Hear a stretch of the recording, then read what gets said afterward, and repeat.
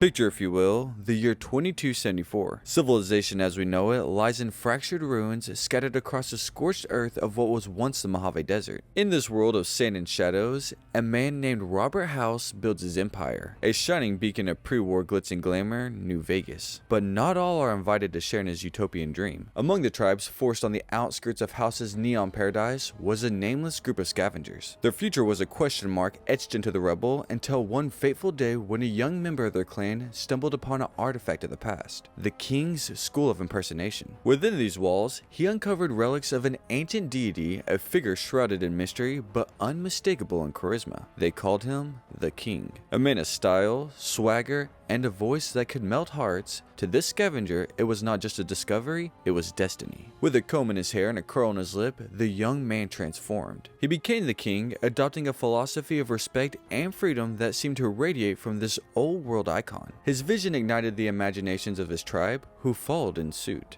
Denim, leather, and pompadours became their uniforms. They were no longer just a nameless tribe, they were the kings. Over time, the kings became a force to be reckoned with. Their home, the ruins of the King's School, stood as a monument to their ideals. Freeside was their kingdom, its people, their subjects. They defended it with switchblades and pistols, and a sense of justice that, while rough around the edges, resonated with those who had nowhere else to turn. But as power grows, so does conflict. The Kings now face a new adversary, the New California Republic. With their soldiers and bureaucrats, the NCR encroaches on Freeside, bringing laws and order that the Kings never asked for. Leading the charge against the NCR is Pacer, a fiery lieutenant whose actions fan the flames of animosity. But the King himself, a man of words and principle, prefers diplomacy, a chance to keep his kingdom free without bloodshed. In the end, the King's creed remains their compass. Every man is a king in their own right. Respect, freedom, and personal autonomy, these are the tenets they defend, whether it's against Mr. House's iron grip or the overreaching arm of the NCR. And so, in the shadow of the New Vegas glittering towers, a tribe of leather-clad outcasts fights for a world where every soul can live as their own sovereign. A tale of style, struggle, and a little less conversation, but a whole lot of action.